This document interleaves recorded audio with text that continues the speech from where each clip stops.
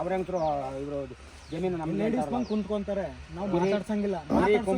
Station ಕೂಡ ಹೋಗ್ತಾರೆ ಪೊಲೀಸ್ನವ್ರು, ಅವ್ರ ಪರವಾಗಿರೋದ್ರಿಂದ ನಮಗೆ ಬೈ. ಈಗ ಇವರು 2 ರಿಂದ 3 ಸಲ ಕೇಸ್ ಕೊಟ್ಟಿದ್ದಾರೆ, ಅಂದ್ರೂ ಕೂಡ ರಕ್ಷಣೆ ಕೊಡ್ತಾ ಇಲ್ಲ. ಇಲ್ಲೇ ಹೋಗ್ತೀವಿ ತೊಡ್ಕೊಳಿಕ್ಕೆ ಅಂತ ಹಬ್ಬರು ನಮ್ಮ ಸ್ಟೇಷನ್ ಕರ್ಕೊಂಡು ಹೋಗ್ತಾರೆ. ಆಮೇಲೆ ಅಲ್ಲಿ ಬಂದು ಅದು ಸ್ಟೇಷನ್ ತಗೊಂಡು ಹೋದ್ರು ಸಹ ಅವ್ರ ಪರವಾಗಿ ಮಾತಾಡ್ತಿದ್ದಾರೆ. ಸರ್ಕಾರಿ ವಿಡಿಯೋ ನಾನು ಕಳಿಸ್ರಿ, ನಾನು ಮಾತಾಡ್ತೀನಿ ಆಯ್ತಾ. ನೋಡಿ ಇದು ಪರಿಸ್ಥಿತಿ. ಇಲ್ಲಿ ಗಡಿನಲ್ಲಿದ್ದಾರೆ, ಎಡ್ಜಲ್ಲಿದ್ದಾರೆ, ಮೈಸೂರಿಂದ ಜಾಸ್ತಿ ದೂರ ಇದ್ದಾರೆ ಅಂತ ಹೇಳ್ಬಿಟ್ಟು ಪಾಪ ಇವ್ರಿಗೆ ಇಂಥದ್ದು ಕೊಡೋದು. ಕರ್ನಾಟಕದಲ್ಲಿ ಯಾರಿಗೆ ನಮ್ಮವ್ರು ತೊಂದರೆ ಆದರೂ ಯಾವುದೇ ಕಾರಣಕ್ಕೂ ನಾನು ಸುಮ್ಮನೆ ಬಿಡಲ್ಲ. ಅದು ಮಡ್ಕಲ್ಲಾದರೂ ಆಗಲಿ ಹೋಗ್ತೀನಿ. ಅಲ್ಲ 4 ಎಕರೆ ಜಮೀನು ಇವ್ರ ಹತ್ರ ಕಿತ್ಕೊಂಡು ದೌರ್ಜನ್ಯ ಮಾಡ್ತಾರೆ. ಈ ಅಮ್ಮ ಹೋಗಿ ನ್ಯಾಯ ಬೇಕು ಅಂತ ಕೇಳಿದ್ರೆ ಪ್ಯಾಂಟ್ ಬಿಕ್ಸ್ ತೋರಿಸ್ತಾನಂದ್ರೆ ಎಂಥ ನನ್ನ ಮಕ್ಕಳು ಅಂತ, ಅಲ್ಲ ಎಂಥ ಬೋಳಿ ಮಕ್ಕಳಿಗೆ ನನ್ನ ಮಕ್ಕಳು ಅಂತ. ನೋಡಿ ಅದಕ್ಕೆ ಸಂಬಂಧಪಟ್ಟಂಗೆ ವಿಡಿಯೋ ಆಯ್ತಪ್ಪ, ಇದೇ ಜಾಗದಲ್ಲಿ ಪ್ಯಾಂಟ್ ಬಿಕ್ಸ್ ತೋರಿಸ್ತಾನಂತೆ ಅವನು. ಇದಕ್ಕೆ ಸಂಬಂಧಪಟ್ಟಂಗೆ ಅದು ಇಲ್ಲ, ಇದಕ್ಕೆ ಸಂಬಂಧಪಟ್ಟಂಗೆ ನೋಡಿ ವಿಡಿಯೋ ಐತಿ. ಇದಕ್ಕೆ ಸಂಬಂಧಪಟ್ಟಂಗೆ ಸಾಲಿಗ್ರಾಮ ಪೊಲೀಸ್ ಸ್ಟೇಷನ್ ಹೋಗಿ ನೋಡಿ, ಸಾಲಿಗ್ರಾಮ ಪೊಲೀಸ್ ಸ್ಟೇಷನ್ ಹೋಗಿ ಇವ್ರು ಕಂಪ್ಲೇಂಟ್ ಕೊಟ್ರೆ ಆ ಕಂಪ್ಲೇಂಟ್ಗೆ ಸಂಬಂಧಪಟ್ಟಂಗೆ ಇಲ್ಲಿ ತನಕ ಕ್ರಮ ಕೈಗೊಂಡಿಲ್ಲ. ಇವತ್ತು ನಾವು ಮೈಸೂರು ಜಿಲ್ಲೆ ಸಾಲಿಗ್ರಾಮ ಹರದನಹಳ್ಳಿ ಗ್ರಾಮದಲ್ಲಿ ಇದ್ದೀವಿ. Survey number 197. ಇವರು ಪಾಪ ಸುಮಾರು ವರ್ಷಗಳಿಂದ ಬೆಳೆ ಬೆಳ್ಕೊಂಡು ಜೀವನ ಮಾಡ್ತಾ ಇರ್ತಾರೆ. ಪ್ರೆಸೆಂಟು RTC ಇವ್ರ ಕಡೆಯಲ್ಲಿ ಇರ್ತೈತಿ. ಬೇರೆ ಸಮುದಾಯದವ್ರು ಕಾಂಪೌಂಡ್ ಹಾಕ್ಕೊತಾರೆ. ಇವರು ದಲಿತರು.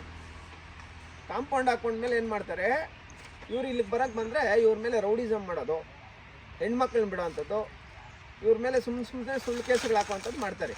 ಇದಕ್ಕೆ ಸಂಬಂಧಪಟ್ಟಂಗೆ ಇವ್ರೇನು ಮಾಡ್ತಾರೆ, ಕಾನೂನಾತ್ಮಕವಾಗಿ ಏನಾದರೂ ನಾವು ಇದು ಮಾಡೋಣ, ಕಾನೂನಾತ್ಮಕವಾಗಿ ಪೊಸಿಷನ್ ಬಿಡಿಸ್ಕೊಳ್ಳೋಣ ಅಂತ ಹೇಳ್ಬಿಟ್ಟು ಏನು ಮಾಡ್ತಾರೆ, ಕೋರ್ಟ್ಗೆ ಹೋಗ್ತಾರೆ. ಏನು ಪೊಸಿಷನ್ಗೆ ಮಾತ್ರ ನೋಡಿ RTCಲಿದೆ.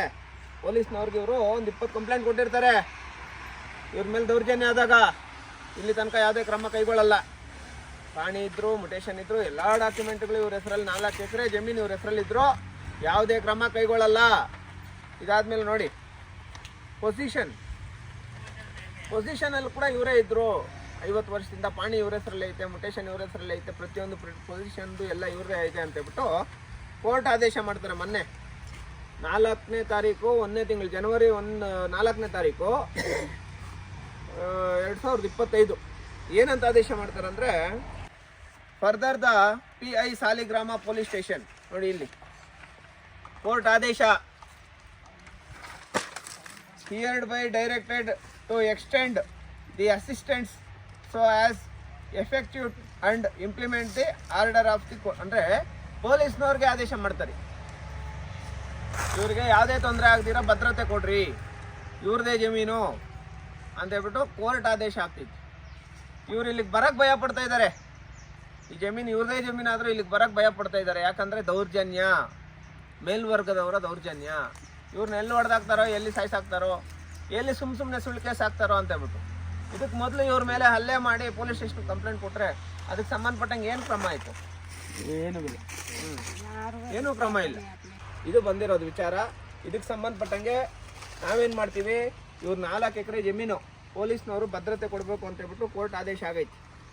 ಅವ್ರೇನಾದರೂ ಭದ್ರತೆ ಕೊಟ್ಟಿಲ್ಲ ಅಂದರೆ ನಾವು ಹರದನಹಳ್ಳಿ ಗ್ರಾಮದಿಂದ ಸಾಲಿಗ್ರಾಮ ಪೊಲೀಸ್ ಠಾಣೆವರೆಗೂ ಮತ್ತು RI ಕಚೇರಿ ತನಕ ಬೃಹತ್ ಕಾಲ್ನಡಿಗೆ ಜಾಥಾ ಮಾಡ್ತೀವಿ ಅಂತ ಹೇಳ್ಬಿಟ್ಟು ಮುಖಾಂತರ ಹೇಳ್ತಾ ಇದ್ದೀವಿ.